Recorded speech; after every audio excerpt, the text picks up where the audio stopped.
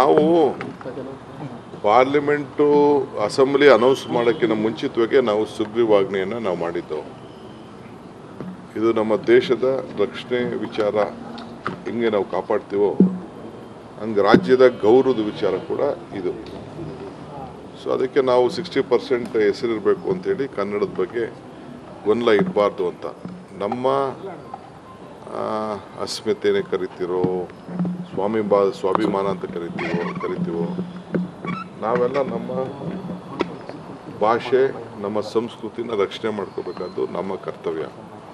ಆ ದೃಷ್ಟಿಯಿಂದ ಸ್ವಲ್ಪ ಗಲಾಟೆಗಳು ಚಳುವಳಿಗಳು ಇವೆಲ್ಲ ಕೂಡ ನಡೀತಾ ಇತ್ತು. ಅದು ಆಗಬಾರ್ದು ಅಂತ ಪ್ರತಿಯೊಬ್ಬರು ಕೂಡ ನಾಗರಿಕರಿಗೆ ಯಾರೇ ವೃತ್ತಿ ಮಾಡೋರು, ಸರ್ಕಾರದಲ್ಲಿ ಕೆಲಸ ಮಾಡೋರು, ಬಿಸ್ನೆಸ್ ಮಾಡೋರು ಎಲ್ಲರೂ ಕೂಡ ನಾವು ಕನ್ನಡದ ಇದು ಬೋರ್ಡ್ಗಳು ಕಡ್ಡಾಯ ಈ ಸೈಜ್ನಲ್ಲಿ ಇರಬೇಕು ಅಂತೇಳಿ ಮಾಡಿದ್ದೇವೆ.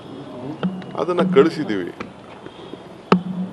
ನನಗೆ ಗವರ್ನರ್ ಅವರು ಯಾಕೆ ವಾಪಸ್ ನೀವು ಪೋಷಕರಾಗಲು ಕಾಯುತ್ತಿದ್ದೀರಾ? ಚಿಂತಿಸದಿರಿ. ಓಯಾಸಿಸ್ ಫರ್ಟಿಲಿಟಿ 90,000 ದಂಪತಿಗಳ ಜೀವನದಲ್ಲಿ ಸಂತೋಷವನ್ನು ತಂದಿದೆ. 7825893601 ಗೆ ಕರೆ ಮಾಡಿ ಅತ್ಯದ್ಭುತ ರಿಯಾಯಿತಿ ಪಡೆಯಿರಿ ಹಾಗೂ ಎಲ್ಲರಿಗೂ ಗುಡ್ ನ್ಯೂಸ್ ಕೊಡಿ.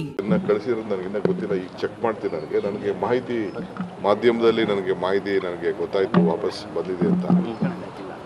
ಸೊ ಐ ಥಿಂಕ್ ಗವರ್ನರ್ ಅವರು ಇದನ್ನ ಅಲ್ಲಿವರೆಗೂ ಕಾಯಬಾರ್ದು. ಅಸೆಂಬ್ಲಿ ಇದೆ, ಅಸೆಂಬ್ಲಿ 12th ಆಗ್ತದೆ. ಅಸೆಂಬ್ಲಿಲಿ ನಾವು ಪಾಸ್ ಮಾಡ್ತೀವಿ. ಒಂದು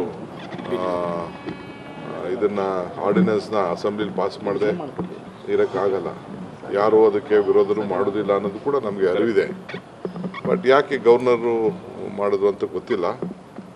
ಸೊ ಈಗೂ ನಾನು ಸರ್ಕಾರದ ಪರವಾಗಿ ಅಪೀಲ್ ಮಾಡ್ತೀನಿ. ಗವರ್ನರು ಇದು ಸೆಂಟಿಮೆಂಟಲ್ ಇಶ್ಯೂ. ನಮ್ಮ ಕರ್ನಾಟಕದಲ್ಲಿದ್ದೀರಿ, ನೀವು ಕರ್ನಾಟಕದಲ್ಲಿ ಗವರ್ನರ್ ಆಗಿದ್ದೀರಿ. ಇಂಥ ವಿಚಾರದಲ್ಲಿ ತಾವು ಏನು ಸರ್ಕಾರದ ಮೇಲೆ ತಪ್ಪು ಕಂಡುಹಿಡಿಯಬಾರ್ದು. ಇಲ್ಲ ಯಾರು ನಾಗರಿಕರು ನಿಮ್ಗೆ ಹೇಳಿದಾರಾ ಏನಾದ್ರು ತಪ್ಪಿದೆ ಅಂತ? ಇಲ್ಲ ಯಾವ್ದಾದ್ರು ಒಂದು ಪಾರ್ಟಿಯವ್ರು ಯಾರು ನಿಮ್ಗೆ ಅಬ್ಜೆಕ್ಷನ್ ಮಾಡಿದಾರಾ? ಏನೂ ಇಲ್ಲ, ಯಾರು ಅಬ್ಜೆಕ್ಷನ್ ಮಾಡೋದಿಲ್ಲ. ಇದು ದಯವಿಟ್ಟು ಇದನ್ನು ರೀಕನ್ಸಿಡರ್ ಮಾಡಬೇಕು ಅಂತೇಳಿ ನಾನು ಗವರ್ನರ್ಗೆ ಒತ್ತಾಯ ಮಾಡ್ತೀನಿ.